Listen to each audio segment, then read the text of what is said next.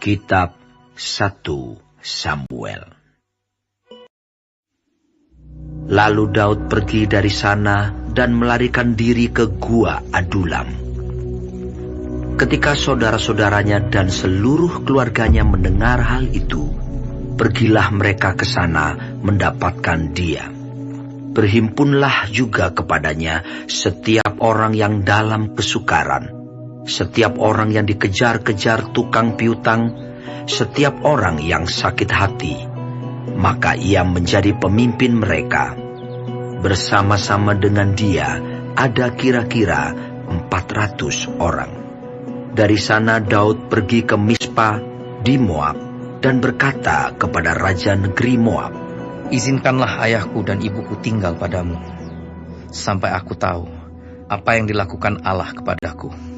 Lalu diantarkannyalah mereka kepada raja negeri Moab, dan mereka tinggal bersama dia selama Daud ada di kubu gunung.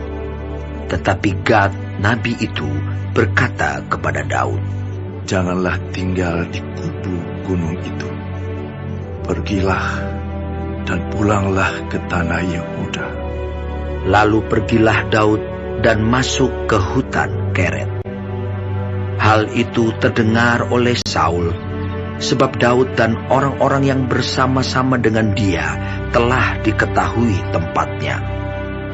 Adapun Saul ada di Gibea, sedang duduk di bawah pohon tamariska di bukit, dengan tombaknya di tangan, dan semua pegawainya berdiri di dekatnya. Lalu berkatalah Saul kepada para pegawainya yang berdiri di dekatnya, "Cobalah dengar, ya orang-orang Benyamin.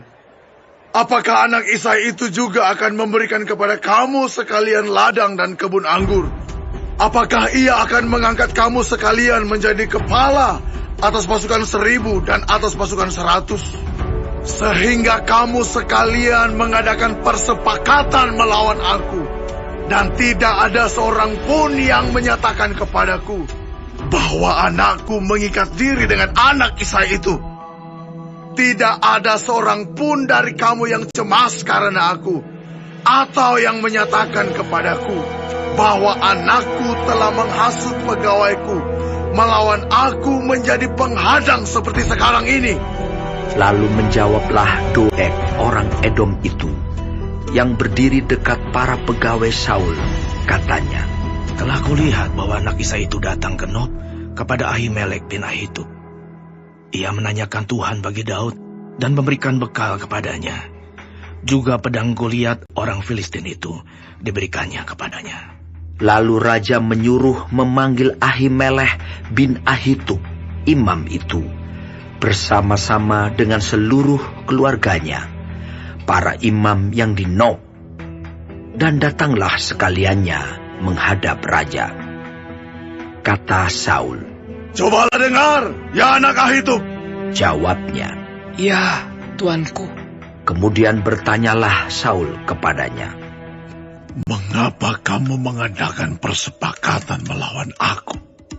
Engkau dengan anak Isai itu, dengan memberikan roti dan pedang kepadanya, menanyakan Allah baginya, sehingga ia bangkit melawan aku, menjadi penghadang seperti sekarang ini." Lalu Ahimelek menjawab raja, "Tetapi siapakah di antara segala pegawaimu yang dapat dipercaya seperti Daud? Apalagi ia menantu raja dan kepala para pengawalmu, dan dihormati dalam rumahmu. Bukan ini pertama kali aku menanyakan Allah bagi dia. Sekali-kali tidak. Janganlah kiranya raja melontarkan tuduhan kepada hambamu ini, bahkan kepada seluruh keluargaku, sebab hambamu ini tidak tahu apa-apa tentang semuanya itu, baik tentang perkara kecil maupun perkara besar." Tetapi raja berkata, "Engkau mesti dibunuh, Ahimelek. Engkau dan seluruh keluargamu." Lalu raja memerintahkan kepada bentara yang berdiri di dekatnya, "Majulah dan bunuhlah para imam Tuhan itu, sebab mereka membantu Daud.